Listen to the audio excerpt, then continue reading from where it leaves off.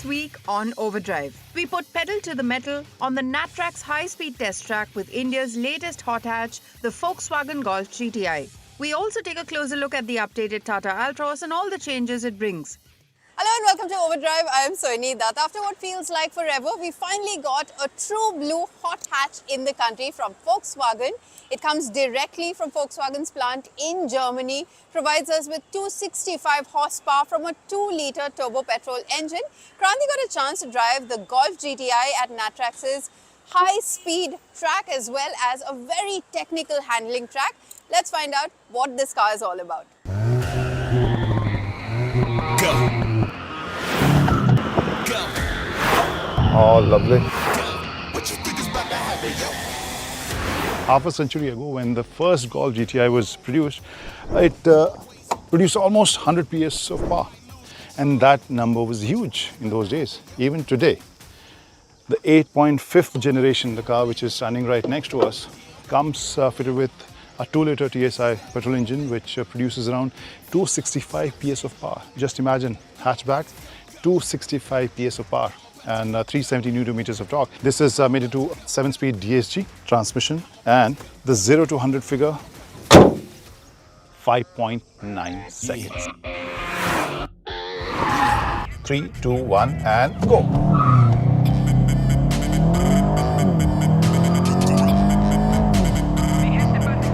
So that was some launch.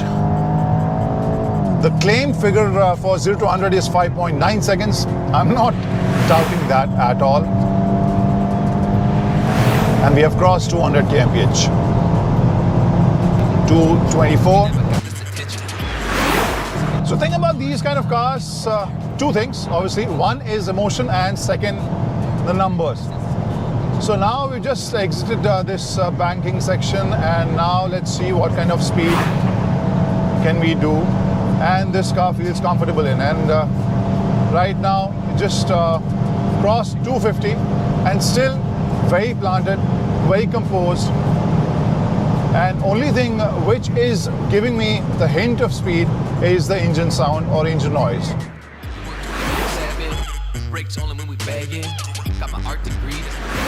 This handling track of NATRAX is actually technical. I mean, lots of twists and turns and corners, and this is my first time driving on this track, and it is keeping me engaged because the moment I entered the track, it felt like a regular, everyday used car, especially the suspension feel.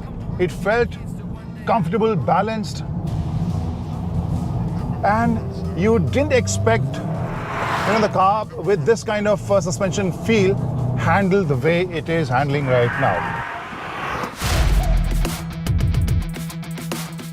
First of all, let's talk about the looks. How does this car look? If you look at this Golf GTI from side, maybe you will realize that this is not that, the name is bigger. Car is not that big. This is around 4.2 meters long.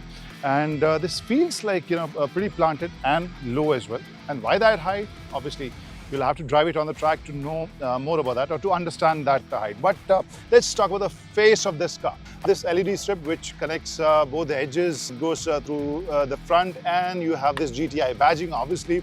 Then you have illuminated Volkswagen logo as well, which looks really nice in the night. And you have this X-shaped fog lamps.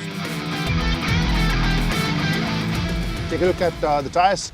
This gets all 4 disc brakes, and this one is 18-inch alloys, and the design element is also kind of traditional. This is what we have seen, similar design elements in all the Golfs which we have seen earlier. Now the rear. If you're familiar with Volkswagen cars, you know how to open this. Yes, just press this Volkswagen logo, and then you have this leg space. Very much visible with this 380-litre space. And if you fold these seats, the second row seats, if you fold them completely, you get around 1,237 litres. But again, this is not the USP of this car. Even at this price point, Golf GTI doesn't come with a power tailgate. First thing first, this steering wheel, which looks premium, leather wrap, lots of red stitching, nice looking, and you have red inserts or highlights encased in this dull metallic kind of structure. So design element is looking very sporty. Lots of, again, amplified GTI badging, I would say. And you can see this GTI display on the digital cockpit as well, which looks bright, nice layout and sharp. So it's looking sporty, I would say. I mean, just to give you a sense of it. And then again, coming back to the steering wheel, one thing which I like, most of us are liking it more and more these days, is the return of physical switches, and you get lots of controls back on your fingertips. Pedal shifters. Now come to this 13-inch infotainment screen, which incorporates lots of features. I have spent a couple of hours with this. Not very easy to operate, but I think in a day or few, maybe you will get used to everything. But what I can tell you that lots of features are very easily accessible. For example, the temperature, seat ventilation. Let's take a look at some of the passive and active safety features you'll see in the Golf GTI.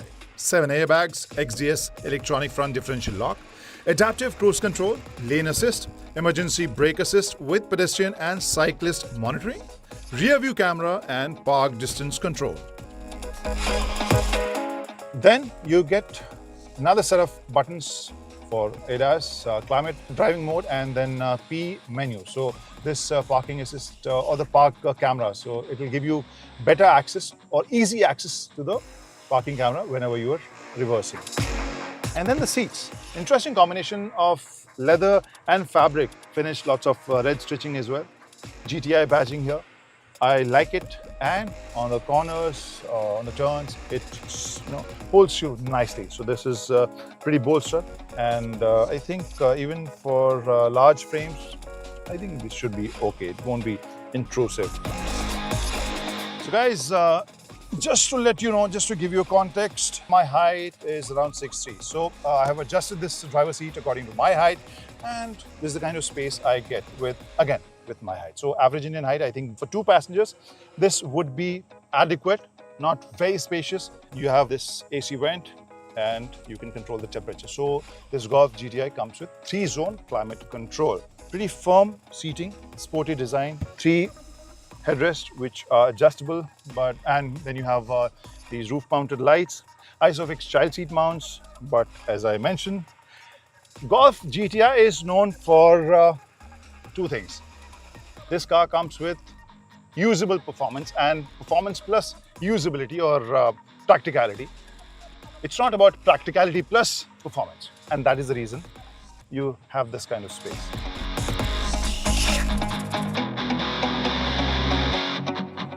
So in a nutshell, this Golf GTI is a capable car, fantastic on track and very practical on common roads as well.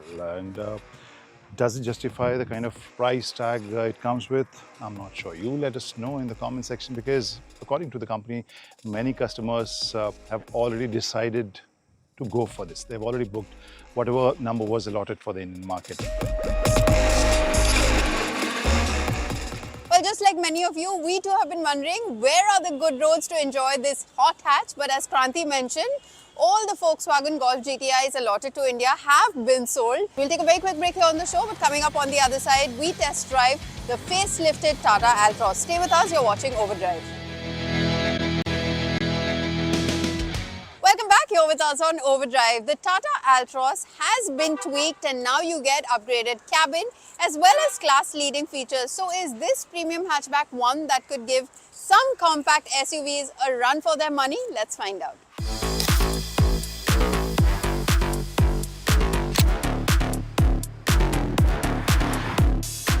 Now the Nexon and the Punch are usually what come to mind when you think of Tata Motors these days, but you really shouldn't be overlooking the Altroz if SUVs are still not your thing.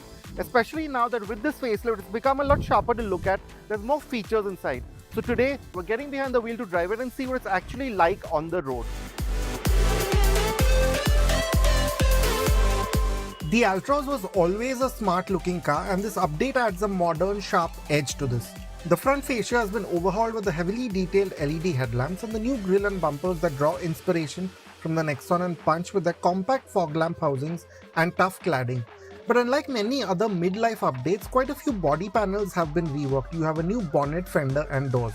This is most noticeable with the flush door handles on the front door. They give the Altroz a smart minimal look that's up to date. The contrasting new alloys look good, but they could have gone up a size to be more proportionate with the rest of the design. At the rear, the boot has been reworked to fit the striking full-width lighting. It's probably the most attention-grabbing addition to the car and does more to give it a distinct premium look than anything else. Now we are driving the Altroz in its CNG version, and here Tata's twin cylinder technology, where essentially they've taken that big CNG tank and split it into two smaller bits. I can show you that it's right here, hidden here. And that really helps because even with the CNG tank, you have 210 liters of boot space. The normal petrol and the diesel have about 345, so yeah, it's still not as good as that. But as you can see, I can still put in a couple of these bags quite easily, so you won't be completely stranded when you are going out of town in your CNG car. Now, just like how the Altroz has been sharpened up a bit on the outside, even on the inside, it feels like a more modern space now. A big differentiation comes with the screens. You now have the newest 10.25-inch infotainment from the Punch and Nexon here. Like in those cars, this unit is logically laid out and has quick responses. Most functions are a few taps away with the widget-based layout. The quick wireless phone pairing is a convenient touch as always. It also seems like many of this system's niggles have been sorted out. We didn't notice any glitches in the time we spent with the Altroz.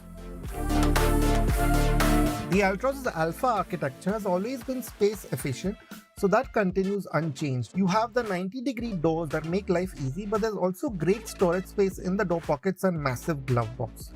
These can hold large bottles and other items easily. Another good addition is that of the 65-watt Type-C charging ports front and back.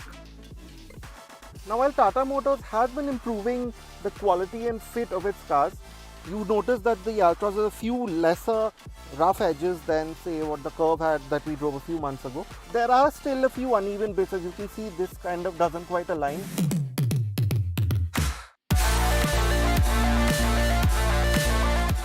The Altroz now gets quite a few more feature additions. The only thing we really missed was ventilated seats and an auto-dimming rear view mirror. But otherwise, safety is well taken care of. There are 6 airbags at ESP as standard, and the Altroz has been reinforced and tested again for a B&CAP 5-star rating. Now, the Altroz has a wheelbase of 2501 mm. That's not changed from earlier.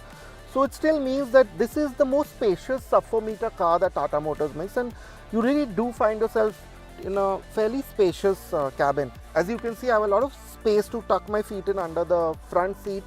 I have a good deal of knee room, especially since these seats have been scooped out, and headroom for my height is good enough. Someone who is over 6 feet tall, they will have a bit of difficulty. Their head sort of scrapes here and they do sit in a slightly crouched position, but for me, if you're average size, then this is a perfectly usable and spacious feeling cabin.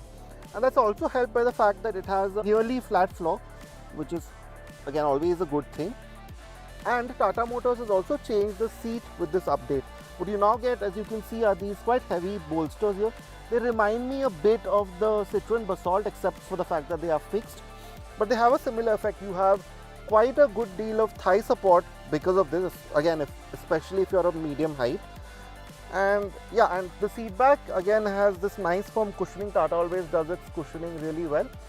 So I think on longer journeys, this will be quite a comfortable cabin to spend time. Well, it's time for us to take our final break here on the show, but don't go anywhere because on the other side, the facelifted Tata Altroz comes with new engine as well as transmission options.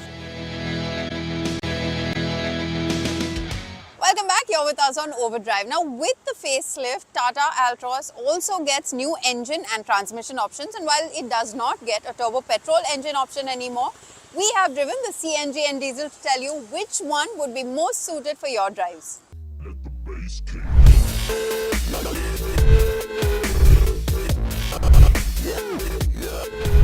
The Altroz continues with the same powertrains as before. There is a naturally aspirated petrol which makes 88 PS and 115 Nm and is paired with a manual, a DCT or a new AMT gearbox. But we spent our time in the CNG version which makes 74 PS and 105 Nm and can be had with a manual only. We also drove the 1.5 diesel that puts out 90 PS and 200 Nm, again available only with a 5-speed manual. Now we are driving the Tata Altroz in its petrol CNG form at first, and I must say the Tata seems to have done some work to improve the NVH levels of this engine. So yeah, while at higher revs you still have that slightly tinny, drony sound which is not very nice, but below 2000 RPM you notice that it's a bit quieter now. But the main difference is that a lot of the vibrations that you felt through the steering wheel, through the pedals, the gear lever, that's been controlled to a good extent. Now in terms of how this car feels on the road, not much has changed. So at slow speeds you do find that it's a bit sluggish. So below 2000 RPM there's really not much that's happening, and so getting off the line is a bit tricky, especially in the CNG mode where you have those reduced outputs. Which means that if you're on an incline at low speeds, you have to be quite careful and give this car a boot full of throttle to sort of get it off the line. But once you are up and running, it's easier. You have that very functional kind of power band where it has that mild kind of push throughout the rev band. So yeah, it's not engaging or entertaining, but you do notice that, say, when you come up to a speed breaker or something, you will take it in second gear. So it's quite tractable in that sense. So if you are new to driving or new to manual gearboxes, whatever it is, you can get used to it.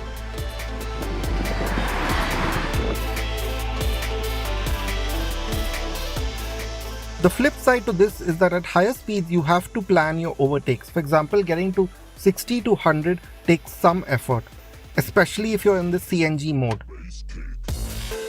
Now coming to how this gearbox feels, again it's not very different from earlier. I do think the gear lever is a bit too high for me and the shift quality is decent, but it's not as precise and as crisp as some of the Altroz's rivals. You have to be a bit more careful when you shift quickly. It's the same with the clutch. It's quite light, but I do think that the bite point could have been a bit more progressive. The gearbox on the diesel behaves similarly, but the added torque seems to make getting off the line easier and makes the clutch feel more progressive even if it's a bit heavier. But I must say that one of the strengths of the Altroz was its ride and handling character, and that has not changed. This is still a very mature, a very tied down car to drive. I think the steering feels a bit more direct. There used to be a slight delay in its responses earlier. That has been taken care of, it seems like it. So while it's not the most sharp steering on a winding stretch of road or even in city driving, you do find that you feel a bit more connected to the road. Architecture, we already know this to be quite a robust one or something that handles well. So that again is taken over from the last version, where you do find that the Altroz corners flat, it's confident, it tucks into corners nicely, neatly, predictably. So it's actually a fun car. If it had a more enthusiastic engine, this would be quite a nice car to drive. At low speeds over broken roads, the Altroz has a slight degree of firmness which I think has been improved a little bit from the last version. This translates into a lot of confidence at higher speeds, which hatchbacks of this size lack. On broken roads, as with most Tata cars, you have that tough, solid feel, so you can take these patches without having to slow down or worry too much.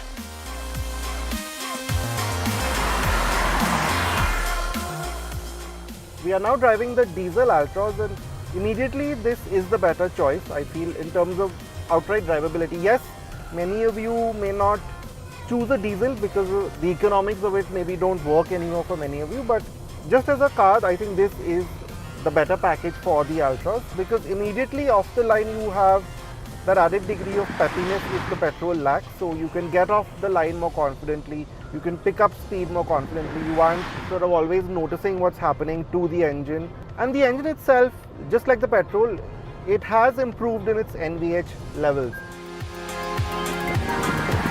So the advantage that you have with 200 Nm of torque is very clear as soon as you start opening up this engine. So whether you're in traffic or on the highway, it's just easier to hold speeds, to pick up speeds. You very quickly can reach 100, and the tractability that I spoke of in the petrol is enhanced further here. With that diesel torque, what you do find that even in fourth gear you can sort of crawl from 40 right up to 100, which in the real world means that in stop-start traffic you will need to change gears a bit less often. It's a bit less of a hassle to drive the diesel. So if you are a bit more of an engaging driver, then this could be the pick for you. And if you do longer trips, or if you like doing road trips with your car, then as a first family car, this diesel Altroz makes a lot of sense. You can just keep going, keep munching down miles. The Altroz does many things well as a family hatchback. It looks smart enough now to hold up to the presence of the similarly sized SUVs it competes with, and the features list is almost at par with them too. We do wish the CNG drivetrain and gearbox were more refined and some of the fit was better, but the Altroz continues to be a solid, spacious car with great comfort and dynamics. The many drivetrain options help with this, and the pricing feels logical too.